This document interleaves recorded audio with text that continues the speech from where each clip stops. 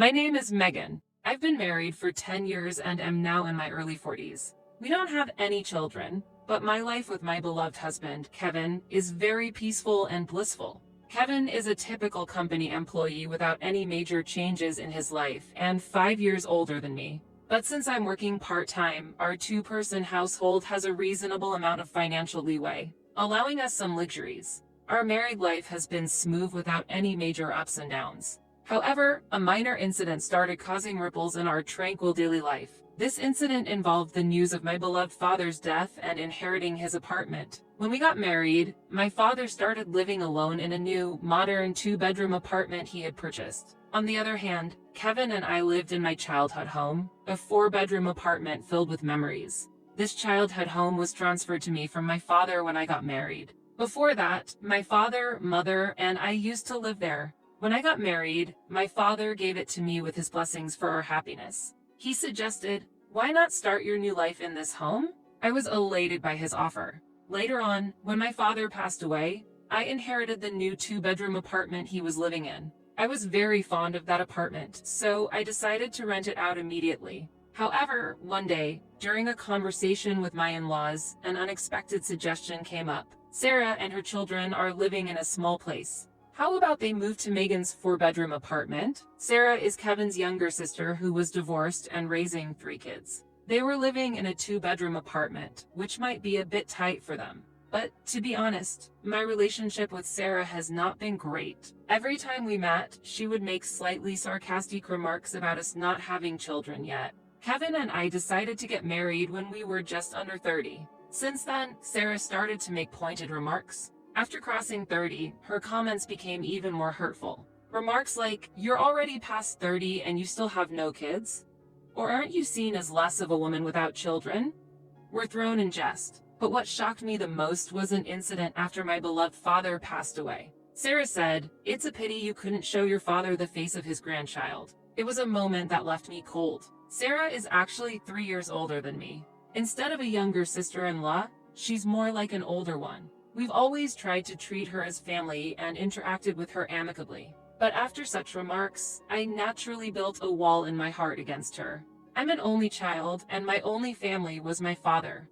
Amidst the grief of losing him, Sarah's words were truly shocking. Time had passed since my father's death, and I hadn't seen Sarah for a while. But out of the blue, my mother-in-law made a surprising proposal. Sarah says she'll pay $500 in rent each month. Looking at my mother-in-law's smug face, I was so shocked that I couldn't say anything. The apartment we lived in was a bit old, but we had taken good care of it, so it was still in a usable condition. There was a big shopping mall nearby, and we could easily take trains and buses. So, if we were to rent out this apartment, I thought it wouldn't go for less than $2,000 a month. But $500? I was truly surprised. Do they even understand the going rate for this area? It's unthinkable for this spacious four-bedroom apartment's monthly rent to be just $500. Maybe they had assumed that I had agreed because I didn't say anything? My mother-in-law seemed very enthusiastic about the idea. "You guys already have another apartment, right? You can just live there. Even if you don't renew the lease, later on, Sarah and the others will move there, so it's fine." How long is the contract term? Kevin was also very excited, saying, "That's really a great idea. The place where your father lived is new and lovely, and it's perfect for just the two of us." At this rate, I felt like the conversation was progressing without considering our opinions, and I started to panic. I couldn't help but blurt out, "Isn't there an option for all of us to live together in this apartment?" My in-laws' house was big and they were the only ones living there. Rooms for Kevin and Sarah are also available, so I thought it would be no problem if they moved in.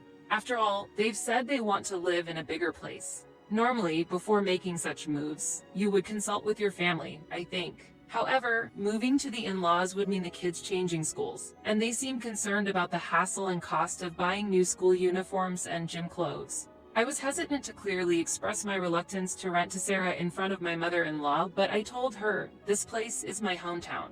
I can't just leave easily." I left their house that day, but my mother-in-law said, "You don't have to decide right away," which made me feel she hasn't given up. When I returned home, I asked Kevin, "This apartment is precious to us?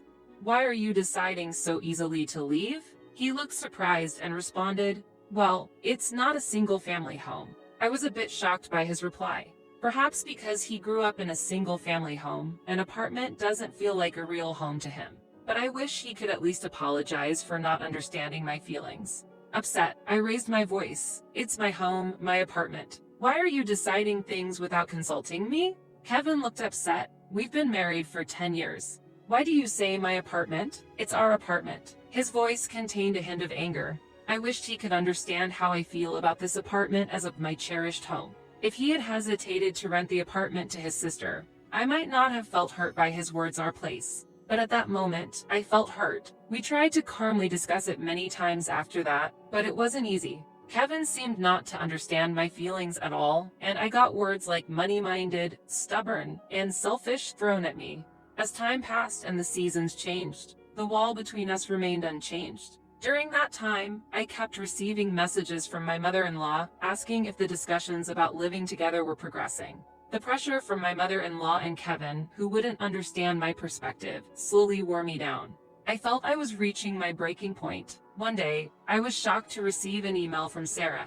It says, "Why are you two, without kids, hesitating to move out of such a small space? You don't need that big of a place. Just leave." I hadn't heard from Sarah since our discussions about the apartment, and yet here she was, out of the blue, telling me to leave. I never imagined I'd receive such a direct email. Reading that message, I reflected on how much I had endured and felt deep self-loathing. The idea of divorce crossed my mind several times. I tried to calm myself each time, but I felt like I was at my limit. I decided to go to the local government office to initiate divorce proceedings. I also decided to reach out to a specific place for the next steps. A few days later, with a renewed mindset, I visited the court. Upon checking, it turned out that both the apartment I lived in and the one I was renting out were all under my name. It was my apartment. Confirming this fact, I decided to confront my relationship with my husband and thought about what I should do next. I wanted to thoroughly discuss everything with him. I've told you many times, this is my house. I just can't stand the idea of renting this apartment to Sarah. I don't want to rent my home to someone who belittles and looks down on me. Please persuade your mother and Sarah, I said. Kevin's face darkened, looking like he was thinking this topic again. I had told Kevin about all the harassment I received from Sarah and how much I disliked her. I wanted him to understand my feelings, but the outcome was different. Kevin sided with Sarah, saying, "Sarah is right." In hindsight, I could have gotten a divorce at that point, saving myself from this anguish. But I couldn't end a relationship that had lasted for 10 years so easily. If Kevin rejected my proposal, I was prepared to divorce. Deep down, I felt that way. Maybe you're just being overly sensitive about Sarah? Perhaps you feel she's being condescending, but maybe you're exaggerating things. I really don't understand why you feel this way, Kevin said, making light of my feelings without knowing the whole story. His words stung. Was I the only one feeling like this? If that's the case, will you sign this? I presented him with the divorce papers. A look of shock appeared in Kevin's eyes, but he immediately said, "Do you really feel that way?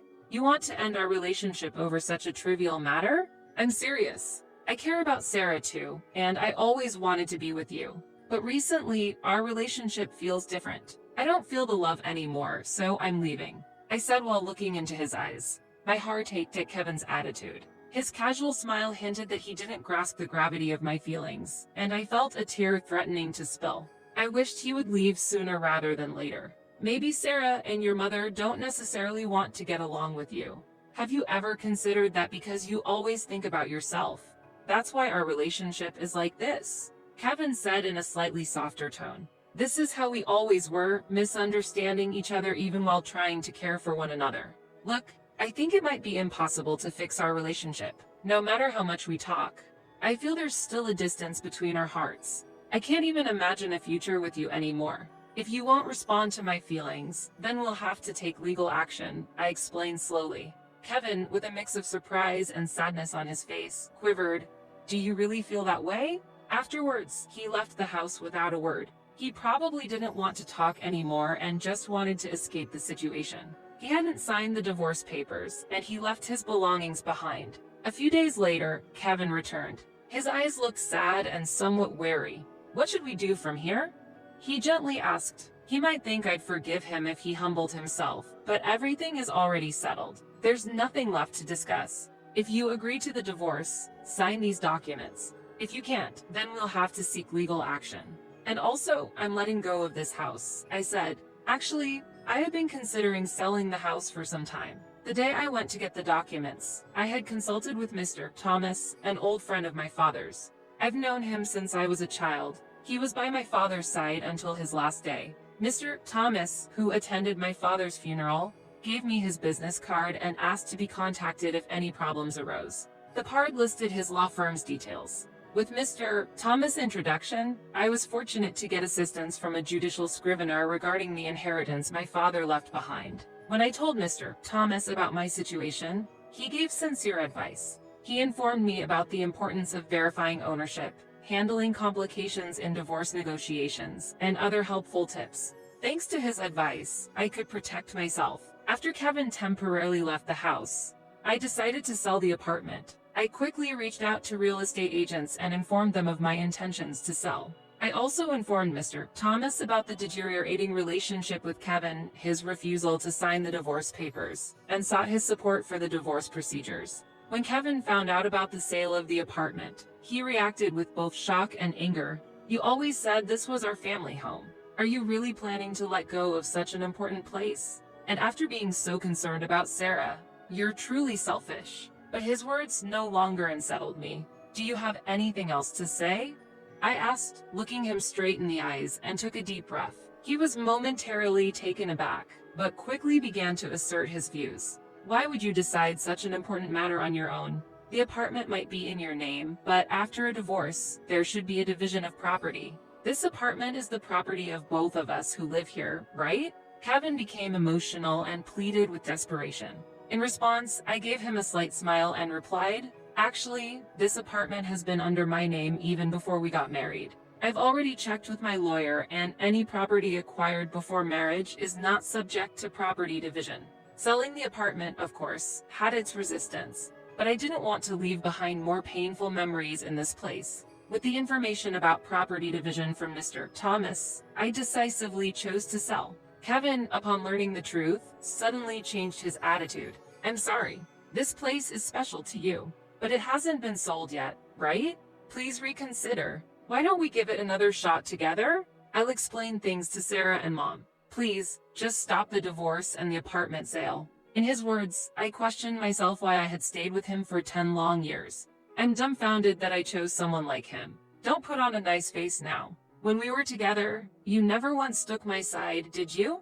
Thinking of starting over with you now is unfathomable. So please, leave. We both need a fresh start. He wasn't easily convinced, creating a vast rift between us. But after navigating through various procedures, I finally managed to end our relationship. It's the beginning of a new life. The idea of being alone was initially daunting, but I realized it isn't as scary as it seemed. Now, I live in a new 2-bedroom apartment, living life on my terms. Don't worry, my mom is here, and even if you were gone, it would be fine. There's no problem at all," my husband coldly declared. The words were shocking to me, who had been sending $2,300 every month to my in-laws. Furthermore, my mother-in-law added insult to injury right there. "A wife who can't do proper housework is not needed," she said with a cold expression.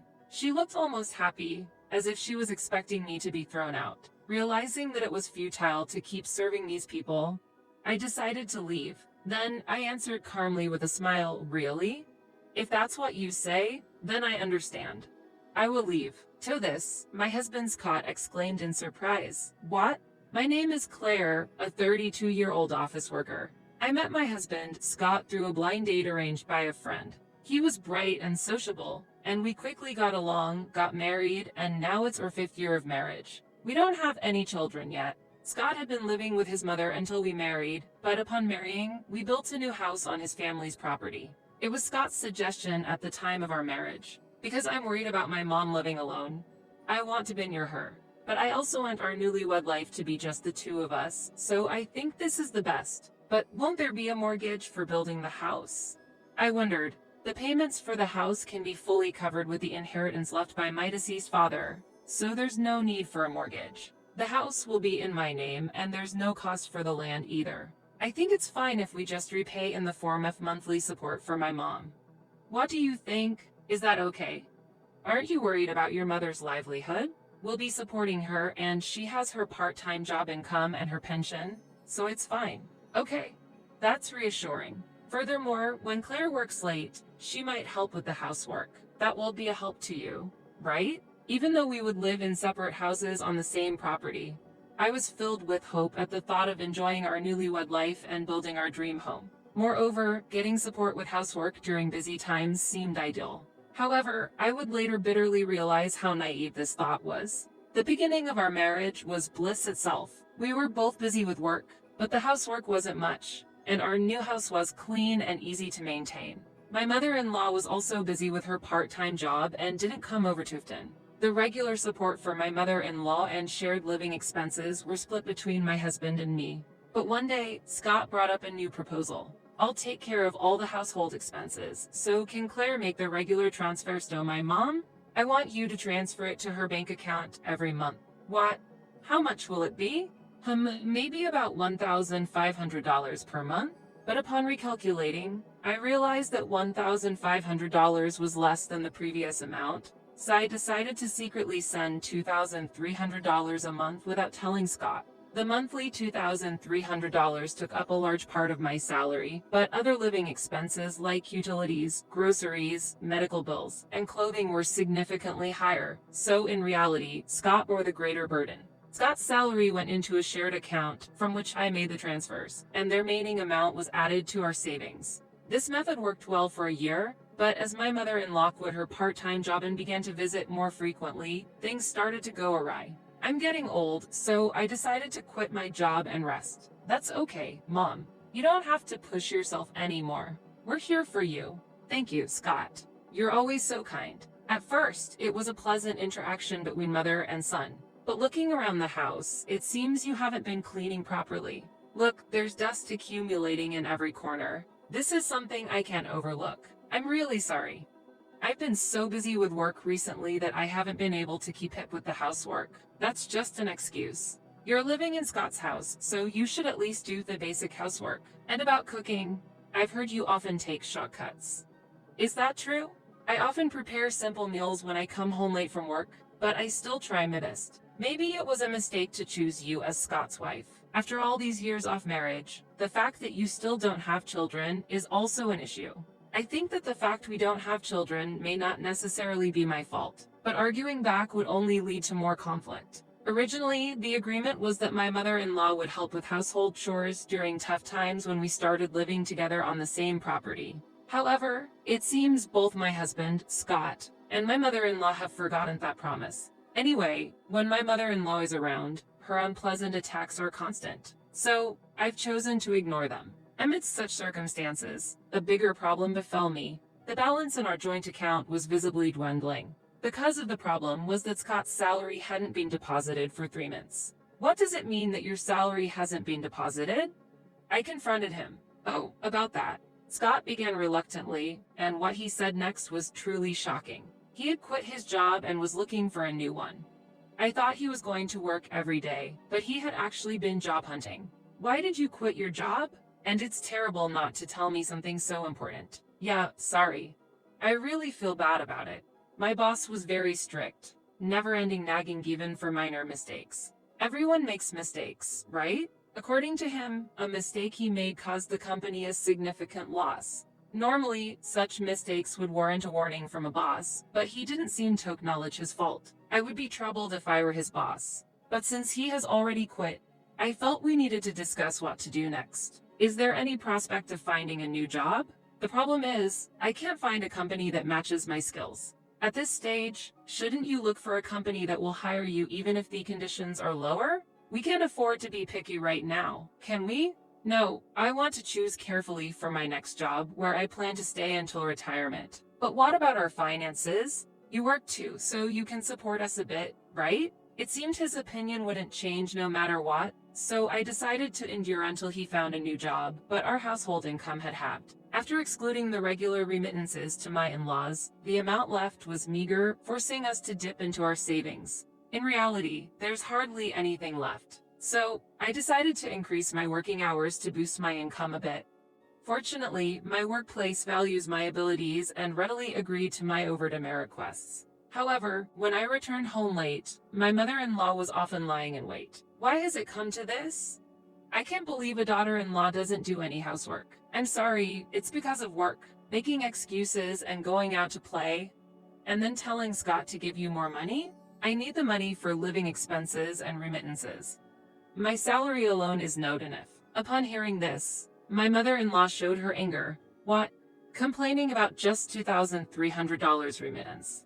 Living in Scott's house for free and neglecting household chores. Unbelievable. Taking the amount of $2,300 lightly was incomprehensible to me. It's the money I earned with hard work. My mother-in-law seems to take the monthly remittances for granted and has lost sight of their value. Because you don't do the housework, I have to, or Scott suffers. It's tough because of such an incompetent daughter-in-law. Although my mother-in-law takes a domineering attitude, she often relies on ready-made meals from the supermarket, and only does laundry for herself and Scott.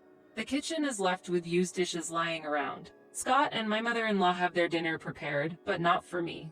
I'm usually told to eat whatever is left. Scott relaxes on the sofa in front of the TV and responsive even as I face harsh words from my mother-in-law. My affection for my husband gradually faded. His job search is not progressing at all. Scott, driven by his high pride, only aims for top-tier companies. A year has passed without him finding a job, and he just spends his days relaxing at home. Hey, if this continues, our savings will run out.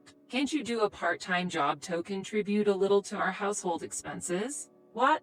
Part-time job? Scott glared at me sharply. This house is in my name, it's mine. You're just living here and can't even take care of me properly, so it's only natural for you to pay the living expenses. The future looks very uncertain if things continue like this. I'm paying for our living expenses and the remittances to your mother, you know? There's a limit to how much I can earn. Remittances, it's just $2,300, right?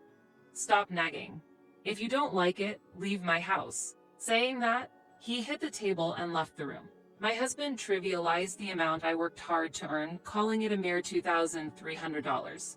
Our marital relationship had never been more discordant. Amidst this, unexpected good news arrived. Scott had a chance to get a job at a company run by a friend of his mother. While the salary wasn't as high as his previous job, I was grateful he would be working at all. The trial period was set for 3 months. I don't think this company suits my abilities, but it's hard to say no since my mom introduced me. Scott said, as long as you're willing to work, that's fine. Do your best for the formal employment. I replied. However, I couldn't have imagined that his new job would lead to further problems. Scott left for work energetically every morning, but after a month, he started coming home late and sometimes didn't come home at all. His jacket smelled of an unknown woman's perfume. Furthermore, he didn't contribute his salary to our household and even started withdrawing money from our joint account without permission. While continuing the remittances to my mother-in-law, I decided to stop depositing money into the joint account. This made Scott furious, and he confronted me. Why aren't you putting money in the account? The balance is almost zero. Where is your salary going? You're not contributing to the living expenses. Tell me how you're using the money. I demanded. Shut up. I have friends to socialize with. You wouldn't understand. He retorted. That's not right. Am I the only one to earn and manage our livelihood? If you contribute money, I will too. I argued. This house is mine. It's only natural for you to contribute money. Scott insisted. I was appalled by his insistence that I should use my earnings for his pocket money and pay for the remittances to his mother and our living expenses. Moreover, I suspected he was having an affair. Though I had no proof at that time, I decided to investigate his suspicious behavior. I couldn't afford a private investigator, so I had to do it myself. While Scott was sound asleep, I decided to check his phone. He usually used fingerprint authentication. While he was asleep, I used his right-hand finger to unlock the phone, and it worked. Checking his phone, frequent exchanges with a woman named Kristen became apparent. The content was shocking. Really enjoyed our date today. Wish we could be together forever. Would you consider marrying me? I'll get rid of my wife. Wait for me. Can't wait to start our life in a new home. Such unbelievable conversations continued. I transferred important data to my own smartphone. After that, I headed to a specific location to find out who this Kristen was. One day, after returning home from work, I found many bags piled up at Trance. What is all this? I've decided to live with my mom instead of you, who don't do housework. You decided to live together without consulting me? This is my house. You have no right to complain about my decisions. Since I'm paying for the remittances and living expenses, I should have a say. It's better with mom here, so you should leave. Scott coldly responded to my monthly remittances of $2,300 to his family. And my mother-in-law present also blamed me. A wife who doesn't do housework is useless, she said, smiling as if she hoped I would be driven out. Realizing it was futile to continue with these people, I made my decision. Then, I calmly replied with a smile. Really? All right, I'll leave this house. Really? Are you serious? But I'll make sure you pay for your infidelity. Infidelity? What are you talking about? Scott began to get flustered at my sudden accusation. You mean Kristen, the 27-year-old receptionist at your workplace, right? You're thinking of inviting her to this house instead of me? Don't be ridiculous. I can't entertain such baseless fantasies, but I do have proof. I counted. I showed him the screenshots of emails saved on my phone. I had gone to Scott's workplace to dig up information about Kristen and caught them entering a hotel secretly, capturing the moment in photos. Seeing this, Scott, realizing he had no way out, started making weak excuses. We've been arguing a lot lately, and I'm really stressed. Mom says she can't take it anymore with such a wife, but that doesn't justify infidelity. Why would you do such a thing? I had no choice. Kristen is the one for me, Scott declared. His words, enamored by a younger woman, filled me with disgust. The effort I had put in for such a man now seemed utterly futile. That's enough. In return, you'll pay the compensation for your infidelity. And I'll claim it from Kristen too. I don't have money. You know that, Scott said. Then work with Kristen to build a proper life. Your mom will help with the housework, right? Then there should be no problem, I retorted. My mother-in-law, unaware of Kristen's existence, was visibly shocked by this revelation, but she quickly regained her composure and sharply told me, a young and attractive woman like Kristen is more suitable for our family than a terrible wife like you. Leave Scott's house immediately. To her words, I calmly responded, then first, please sign this, and took out a divorce paper I had prepared from my bag, urging Scott to sign. Scott, confused, asked, when did you prepare this document? The day you told me to leave the house. I got it right after you said that, I quietly answered. Scott, surprised but ultimately, signed the document. I also signed the divorce paper on the spot and said, then, I'll submit this to the city office. Regarding my belongings, I'll arrange for a moving company to transfer them as soon as I find a new place. I added, I want you out as soon as possible. My mother-in-law yelled at me. That day, I packed the necessary items in a bag and headed to my parents' house. They were surprised by my sudden return, but warmly welcomed me, understanding something from my expression. The next day, I took a few days off and started taking new actions. First, I submitted the divorce paper to the city office and then began looking for a lawyer for the divorce proceedings and compensation claims. I also started searching for a new place to live. It was a busy time, but I felt fulfilled, advancing my own life. My deepest wish was to have no further involvement with that in-law family. I found a stylish apartment suitable for a single person and asked the moving company to arrange the relocation.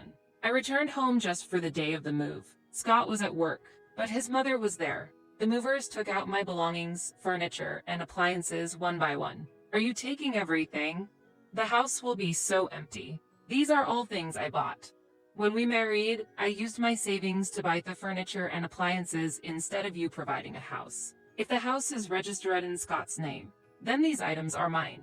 My mother-in-law couldn't argue and was visibly frustrated. After moving to a luxury apartment, I started enjoying living alone. I could use all my income for myself. Thanks to working overtime, I got promoted and my salary increased. This lifestyle continued for about 3 months, and then I started receiving numerous calls from my mother-in-law. I regretted not blocking her, but finally gave in to her persistent calls. Oh, Claire. Finally, I got through. What do you want? Please, can you come back? What? I thought you wanted me to leave? I'm sorry. I've reflected on it. I want you to send $2,300 to my account like before. How self-centered she was. According to her, Scott's workplace affair was exposed, and he couldn't secure regular employment, resorting to part-time jobs. Kristen and Scott had started living together, but she disliked living with his mother, who then returned to her old home. With no more remittances, she struggled to live on her pension alone. "I have nothing to do with you anymore. I refuse." I firmly declined and set my phone to reject her calls. I also blocked Scott's number, wanting no further involvement. However, a few days later, Scott ambushed me outside my workplace. "Claire, I'm sorry. Can we start over? I'm in trouble." I was perplexed seeing him bowing on the street. Scott said he tried living with Kristen, but she couldn't do housework. After the affair was discovered, he felt out of place at work and quit.